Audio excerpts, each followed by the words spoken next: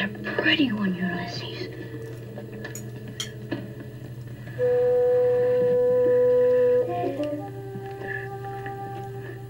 There it is. Hello BookTube, I'm Sean the Book Maniac. Welcome back to my channel. It's Friday Reads.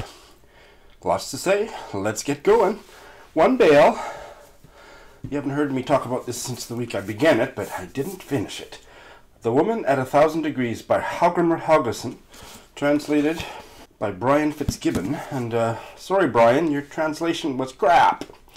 Not only was it not engagingly written in English, engagingly translated, but I did this as a buddy read, or until we bailed, I did this as a buddy read with Ulla, and she read it in Danish first, and then proceeded to read the English translation with me, and she said, not only do I not like the English, Ulla said, but they've changed the novel, they've gutted it, rearranged it, it didn't flow, it didn't make any sense, and she won me over.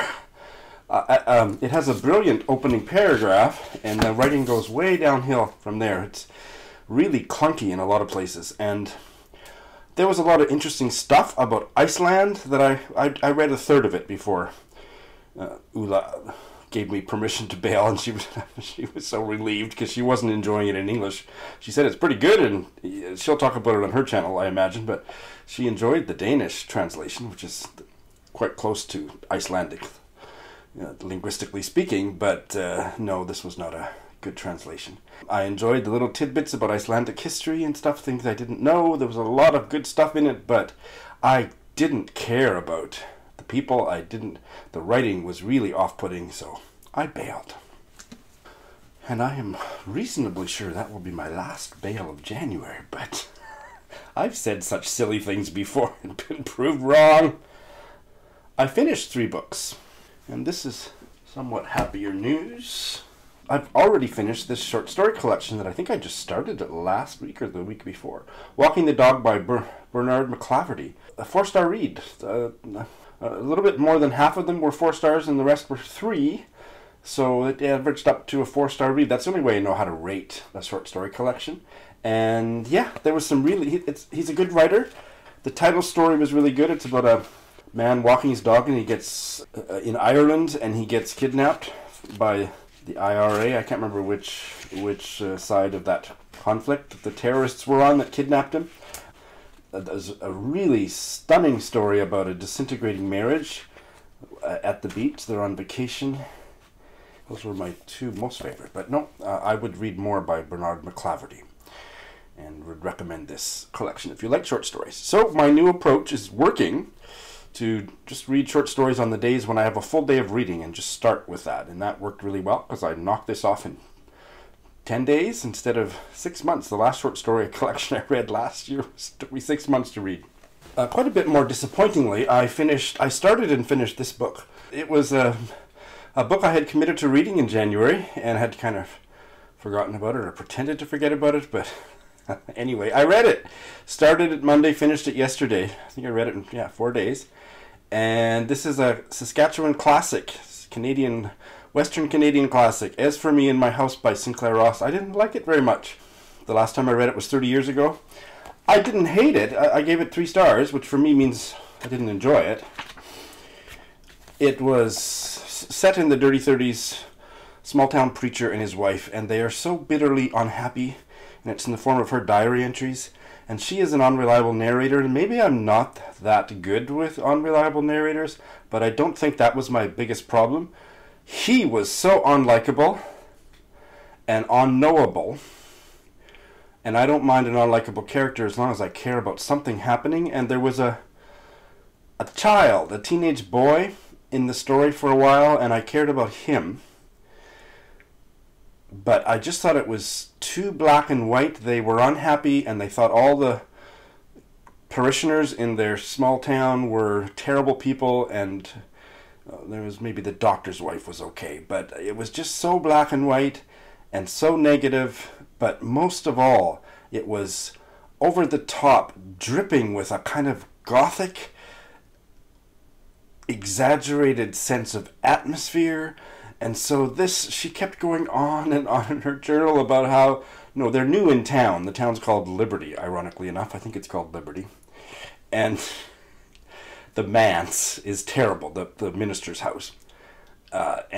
She feels trapped, and it's just this gothic description of the roof is leaking, and the wind is blowing through the house, and the wind, and much is made in the narrative through the eyes of this woman keeping the journal about the false fronted houses. You know what I mean? I'll put a couple pictures up. But it's just those kind of symbols are just beaten to death, and by the end I was ready to stick pins in my eyes if I heard one more thing about the false fronts or the wind or the mousetrap mans. Didn't like it. And I loved it the last time I read it, but no, too much, too gothic-y, too much atmosphere, not enough of a story that. What story there was drowned out by all that gothic garbage. Sorry, Sinclair. But I'm delighted to tell you about my first 5-star read of 2019, and that is this novel from the country Oman, Celestial Bodies by Joka Al-Harti, translated from the Arabic by Marilyn Booth. A new novel last year, published by a Scottish publisher, Sandstone Press. Look at that cover. I just love the cover. This novel didn't completely work for me, but I still gave it an exuberant 5 stars because it was so incredibly fascinating.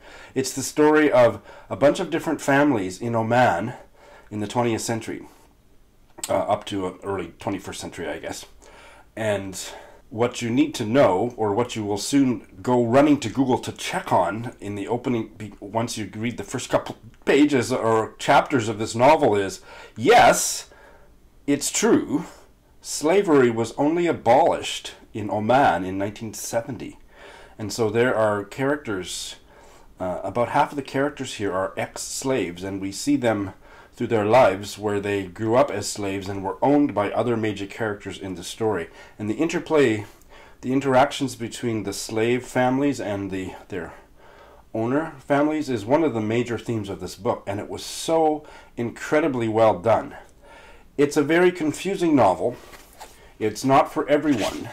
I will do a full review of it, so I'm only going to say one more thing. There is a really helpful genealogy of most of the characters. At the beginning, it's still not enough. You have to really pay attention. I did. There was still one thing I couldn't figure out by the end, and I might have to go back and skim through it before I do my full review, because that little puzzle is still nagging at me, but I loved it. So those were the 3 books I finished, and I started a SWAC too. What have I started? I have started this novel, Old Baggage by Lissa Evans, is a buddy read with Eric, Carl Anderson, and Britta Bowler. We started it early this week, and it's going very well. I'm really enjoying it. It's light with a serious history lesson tucked underneath all the light, breezy characters, and the writing is really vibrant, and I'm about halfway through. I'll finish it up in the next few days, and I'll have more to say about it, but really enjoying it. The story so far is set in 1928, and it's about a former suffragette who is unsure of where to channel her activist energies next. I have also started the Barber Pym novel, The Sweet Dove Died. This is a buddy read with Ange, and it's going well. So far, we both kind of think it's not her best work, but I have felt that before, where it just totally had a powerful ending that pushed me back up to being unable to help myself in giving her an enthusiastic 5 stars. So I'm only about halfway through. I'll have more to say about that later, but it's certainly not boring. The last book I started this week is for Britta Bowler's Nobel Women Read-Along Club. The first volume of the Kristin Lavransdatter series. The first volume is titled The Wreath by Sigrid Undset. I'm not very far into it, about 75 pages into it, and I am loving it. I really like the writing, the translation. The story is really interesting, and I hope that that continues. I don't know if I'm going to finish this in time for Britta's video, but Britta's video will be there for me whenever I get it finished. But because of some stuff that I've finished this week, I think I'll have more time to put in on it. But what a delight thus far. So that's what I've started. In terms of what's coming up, just yesterday got my hardcover copy of the Queen Mary biography, The Quest for Queen Mary by James Pope Hennessy, edited by Hugo Vickers. And I'll be doing this as a buddy read with Leah from Calgary. I'm going to start it today, I hope. And I decided after looking through it, it's 300 pages, and Leah and I love geeking out about royal family stuff, so I don't want to rush this. So I'm going to spread this out over the rest of January. I know that that is going to encroach a little bit on my Read Your Shelves project, but I don't think it's going to mean that I won't get to those books. I'm just going to amp up my pace on maybe some of the other stuff, and just treat myself to a leisurely read of this, because it's going to be full of wonderful gossip. Because I finished the book of short stories, I think I'm just going to keep one on the go all the time, and I have chosen for my next collection of short stories Simple Recipes by Madeleine Tien. Madeleine Tien is the author of my favorite novel of all time, Do Not Say We Have Nothing, and this is her one collection of short fiction. Originally published quite a while ago, 2001. I'm not holding out to be completely wowed, because my running theory is that you either excel at the novel or you excel at the short story. I have not encountered an author in my reading life who excelled at both, and so I am prepared to be disappointed by these, but I am very excited to give them a try. The only other book that I will be starting in the coming week is this, Such Small Hands by Andres Barber, a Spanish novel, translated by Lisa Dillman. And this is a buddy with Sharon of Hooked on Books. We'll do this over just a few days because it's such a short little thing, and I am looking forward to giving it a whirl. I will be starting the Read Your Shelves books other than the one that I started last week, the Majahatalap, which I'm absolutely loving. Let's hold that up again. I'm not going to show you all the books that I'm still have in progress, but this one is just amazing. The other four I will start maybe next Friday or not, but I won't list them for you. I'll put a link to my Read Your Shelves TBR in the show notes. But that's what I got going on. How about you? Thanks for watching.